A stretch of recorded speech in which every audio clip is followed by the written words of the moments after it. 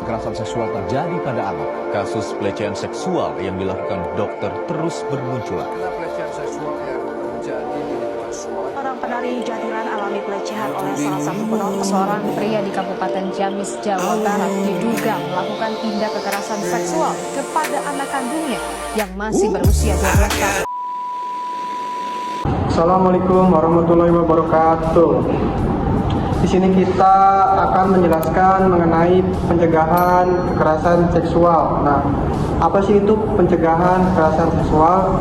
Jadi, itu ialah bentuk segala upaya yang dilakukan oleh individu, masyarakat, ataupun pemerintah untuk mencegah terjadinya tindakan kekerasan seksual. Nah, upaya tersebut itu bertujuan untuk menciptakan lingkungan yang aman, menghormati hak setiap orang, serta meningkatkan kesadaran mengenai pentingnya menjaga batasan, menghargai persetujuan, dan melindungi korban. Pencegahan dilakukan melalui pendidikan, pengawasan, penegakan hukum, serta pembentukan budaya yang saling menghormati.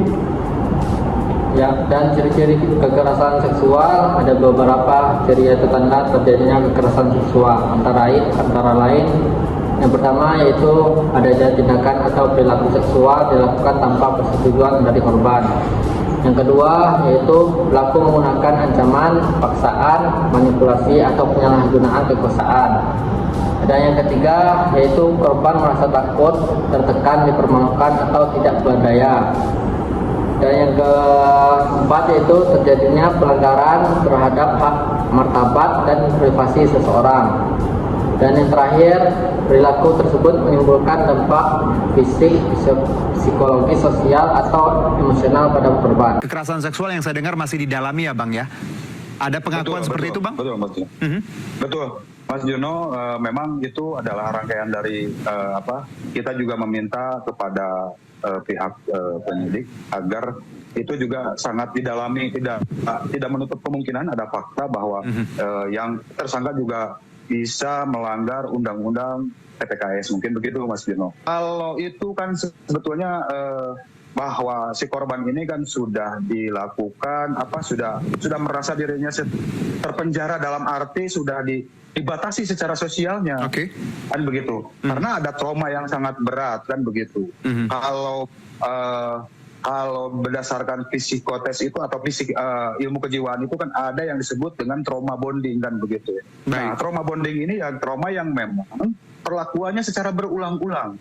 Artinya bahwa korban ini sangat tidak berani untuk berteriak ataupun apalagi yang sebelumnya juga sudah dilukai sehingga korban ini tidak bisa melihat, kan tidak bisa apapun, kan begitu.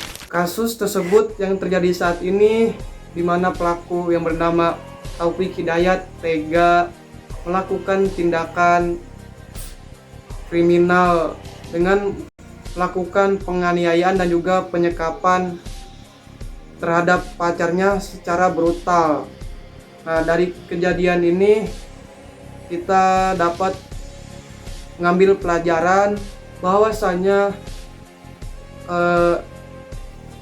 kejahatan itu terjadi dari orang terdekat, tidak hanya orang terjauh. Nah, oleh karena itu kita harus tetap waspada akan adanya tindakan kekerasan seksual yang bisa menyebabkan korban menjadi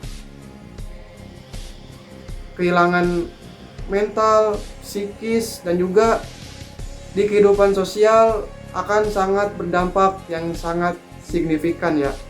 Video tersebut adalah contoh dari kasus kekerasan seksual di zaman sekarang. Betapa baiknya kita menjaga diri kita, orang lain, atau teman dan kerabat terdekat kita agar terhindar dari kekerasan seksual. Untuk selanjutnya itu dampak seksual. Kekerasan seksual dapat menimbulkan berbagai dampak diantaranya, yaitu trauma psikologis seperti kecemasan, ketakutan, stres, dan depresi. Menurunnya rasa kepercayaan diri dan rasa aman. Terus gangguan kesehatan fisik akibat stresnya yang dialami. Penurunan prestasi belajar atau produktivitas kerja, kesulitan membangun hubungan sosial, dan kepercayaan kepada orang lain. Dampak hukum dan sosial bagi pelaku serta dampak jangka panjang terhadap kehidupan korban. Faktor-faktor kekerasan seksual. Beberapa faktor yang dapat meningkatkan resiko terjadinya kekerasan seksual meliputi rendahnya pemahaman tentang penghormatan terhadap hak orang lain dan pentingnya persetujuan, penyalahgunaan kekerasan atau posisi oleh pelaku, kurangnya pendidikan mengenai perlindungan diri dan kesehatan reproduksi, pengaruh lingkungan yang membenarkan atau menoleransi tindakan kekerasan, lemahnya pengawasan dan penegakan aturan, pengaruh media atau konten yang mendorong perilaku tidak menghormati orang lain. Upaya pencegahan kekerasan seksual dapat kita lakukan dengan cara memberikan pendidikan mengenai batasan diri, persetujuan, dan saling menghormati sejak dini, dan mengajarkan keberanian untuk mengatakan tidak untuk tindakan yang tidak nyaman, serta meningkatkan pengawasan komunikasi yang baik dalam keluarga, sekolah, dan lingkungan, dan menciptakan lingkungan yang aman dan bebas dari segala bentuk kekerasan. Melaporkan dugaan kekerasan seksual kepada pihak yang berwenang agar dapat ditangani secara hukum, dan meningkatkan kesadaran masyarakat untuk menghormati hak setiap orang lain dan tidak menyalahkan korban. Dari saya, pencegahan kekerasan seksual yang merupakan tanggung jawab bersama yang melibatkan individu, keluarga, masyarakat, dan pemerintah. Dengan meningkatkan pendidikan, kesadaran, pengawasan, serta penegakan hukum, risiko terjadinya kekerasan seksual dapat dikurangi, sehingga tercipta lingkungan yang aman, saling menghormati, dan melindungi martabat setiap individu. Maka dari itu, mulailah dari diri sendiri untuk menjaga hak dan juga martabat orang lain. Dengan adanya hal tersebut, kita sudah bisa mencegah akan adanya tindakan kekerasan seksual yang bisa saja terjadi dimanapun dan kapanpun. Maka dari itu, marilah kita bersama-sama mencegah akan adanya hal itu supaya tidak dapat terjadi dan tidak dapat terulang lagi. Kasus kekerasan seksual yang terjadi di kampus, yaitu kekerasan merupakan masalah yang dapat terjadi dalam berbagai bentuk seperti pelecehan verbal, pelecehan fisik, pemaksaan hubungan seksual, eksploitasi, maupun penyalahgunaan relasi kuasa antara dosen, staf, dan mahasiswa. Dampak dapat mempengaruhi kesehatan fisik, mental, prestasi akademik, dan rasa aman di lingkungan kampus. Contoh kekerasan seksual di kampus yaitu pada tahun 2021, tepatnya di Universitas Riau, seorang dosen diduga melakukan pelecehan seksual terhadap mahasiswi saat proses bimbingan skripsi. Yang kedua, kasus ini menjadi perhatian nasional dan mendorong diskusi mengenai perlindungan mahasiswa. Ada lagi nih kasus di UI, yaitu pernah muncul laporan dugaan pelecehan seksual yang melibatkan sivitas akademik yang kemudian ditandatangani melalui mekanisme kampus dan penegakan hukum yang sesuai prosedur.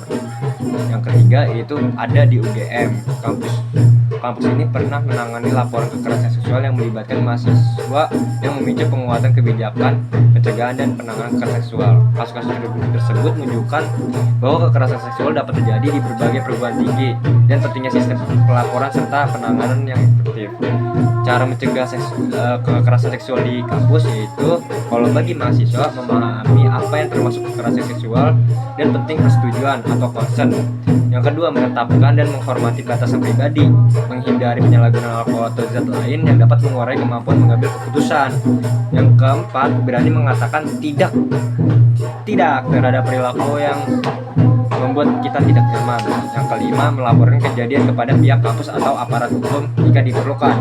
Kalau bagi kampus, yaitu menyusun dan menerapkan kebijakan anti kekerasan seksual, membentuk satuan tugas dan unit khusus untuk pencegahan dan penanganan kekerasan seksual, menyediakan layanan konseling dan pendampingan bagi korban, menjalani kerahasiaan serta keamanan proses pelaporan, memberikan sanksi yang tegas terhadap pelaku sesuai yang berlaku bagi seluruh sivitas akademik, menghormati dan martabat setiap individu, tidak melakukan candaan, komentar atau tindakan yang bersifat seksual dan tidak diinginkan.